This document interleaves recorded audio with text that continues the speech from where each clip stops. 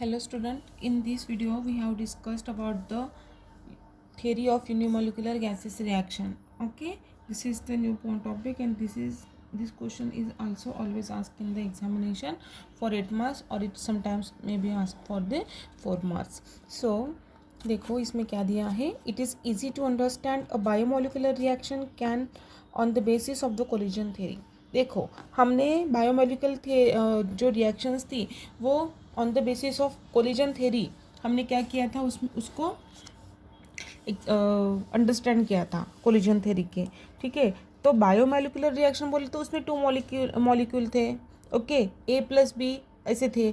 ठीक है, अभी यहाँ पे क्या है यूनिमोलिकुलर मीन्स उसमें कितने मॉलिक्यूल्स रहेंगे, उसमें सेम मॉलिक्यूल 1 मॉलिक्यूल रहेंगे. ठीक है, उसमें क्या होंगी रिएक्शंस होंगी.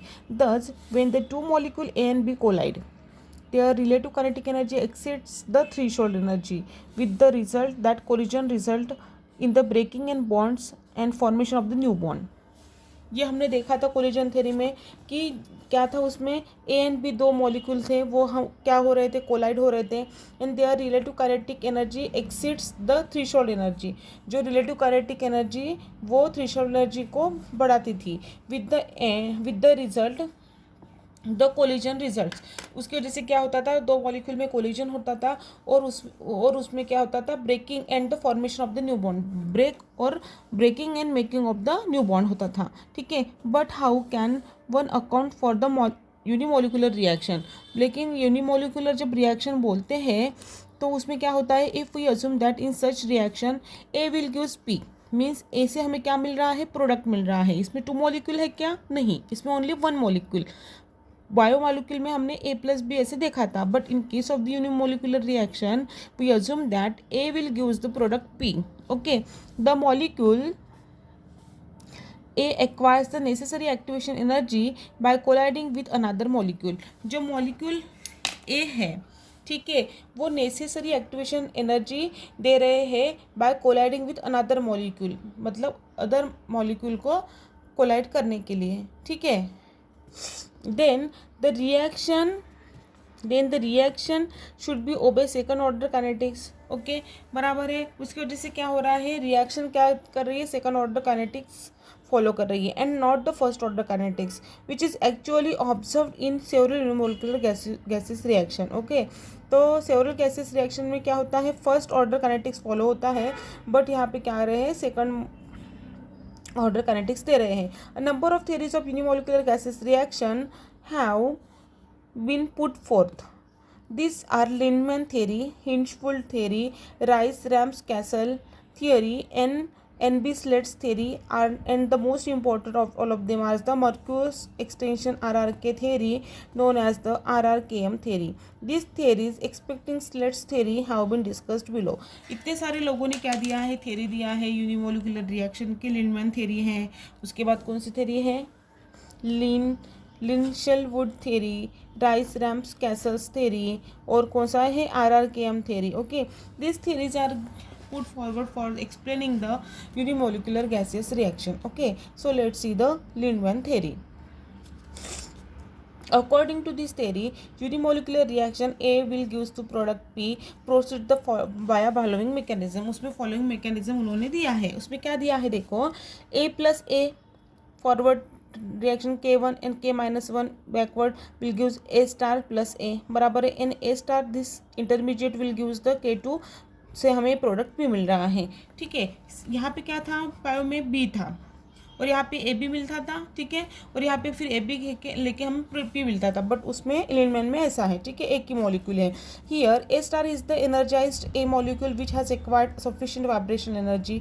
ये A स्टार जो है वो एनर्जाइज्ड A मॉलिक्यूल है जो सफिशिएंट वाइब्रेशनल एनर्जी क्या कर रहा है, दे रहा है टू आइसोमराइज दैट और डिकम्पोज. एक तो आइसोमराइज करने के लिए और मॉलिक्यूल डिकम्पोज करके वहाँ से हमें प्रोडक्ट मिलेगा.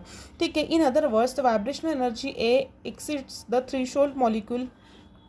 Threshold energy for all overall reaction A to product P. If must be borne in the mind that A star is simply molecule in high vibrational energy level. हमें ये ध्यान में रखना है कि A star ये है जो simply high vibrational energy level है, नॉट एक्टिवेटेड कॉम्प्लेक्स नहीं है वो, ये ध्यान में रखो थोड़ी देर के लिए. And in first time the energised molecule A star is produce collision with another molecule. और वो जो A star है वो अनदर मॉलिक्यूल एक के साथ क्या कर रहा है, कोलिजन कर रहा है. What actually happens in the that kinetic energy of the second molecule is transfer into the vibrational energy.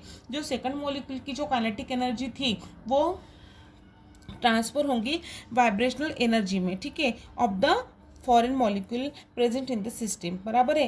However does not appear in the overall stoichiometric reaction A to P. Okay, the rate constant for the energization step is K1. बराबर है. And after production of the A star, वही बताया है इन्होंने जो मैंने अभी आपको बताया था कि जो बायोमोलिकुलर रिएक्शन में क्या होता है और यहाँ पे यूनिमोलिकुलर में क्या लेना है और क्या कंसिडर करना है. ठीक है, अभी देखो वही एक्सप्लेनेशन यहाँ तक है. Now in Lindeman mechanism A time lag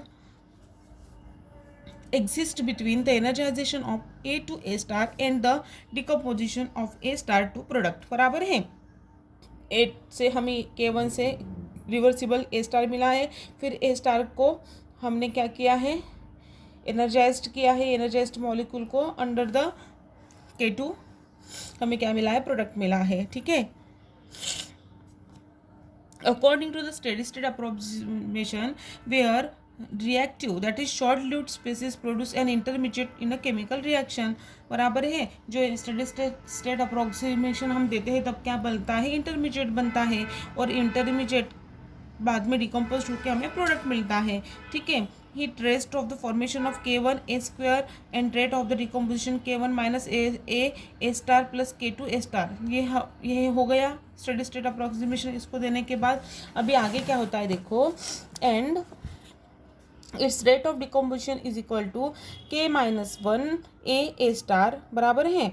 A star यहाँ पे है K minus 1 A star.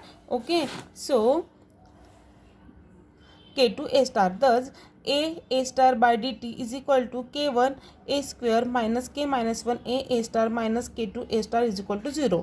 Easy है. इक्वेशन नंबर फॉर एग्जाम्पल इसको हमने दिया है 88. Okay, so A star is equal to K1 A star by, इधर रखा है. ठीक है, और A स्टार उधर लिखे गए हैं.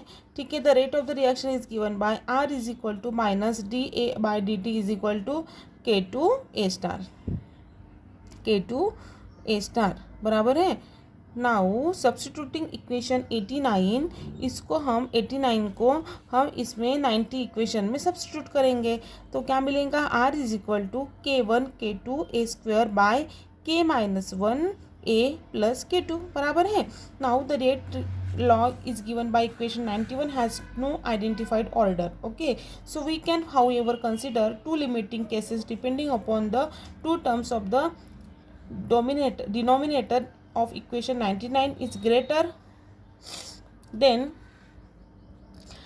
if the K1 minus 1 K minus 1 A is greater than K2 then K2 term is denominator can be neglected giving. Okay, उसको निगलेक्ट करना है. तो अभी क्या देखो, R is equal to K1 K2 by R is equal to K1 K2 by K minus 1 A. ठीक है, इसको किया है which the rate equation of the first order reaction. In gases reaction that it is high pressure limit because it very high pressure a a very large so that K1 A is greater than K2. बराबर है. If K2 is greater than K minus 1 A then K1 A term is denominator can be neglected giving. तो denominator का जो K1 A minus है उसको हम क्या करेंगे, निगलेक्ट करेंगे. तो फिर क्या आएगा, R is equal to K1 A square आएगा. Which is the rate equation of the second order reaction. ये जो है वो rate equation for a second order reaction है. This is the low pressure limit and the expression rate is defined as R is equal to K unimolecular A where K uni is the unimolecular rate constant. and comparing equation 91 and 91 को और 94 को हम compare करेंगे तो हमें क्या मिलेगा, K unimolecular is equal to K1 is equal to K1 K2 A upon K minus one A plus K two is equal to K1 K2 बराबर है, और ये है जो नीचे आया, ठीक है, K minus one plus K2A, ठीक है. This is what the unimolecular reaction equation of the Lindemann theory. This is all about the unimolecular Lindemann theory of gaseous reaction.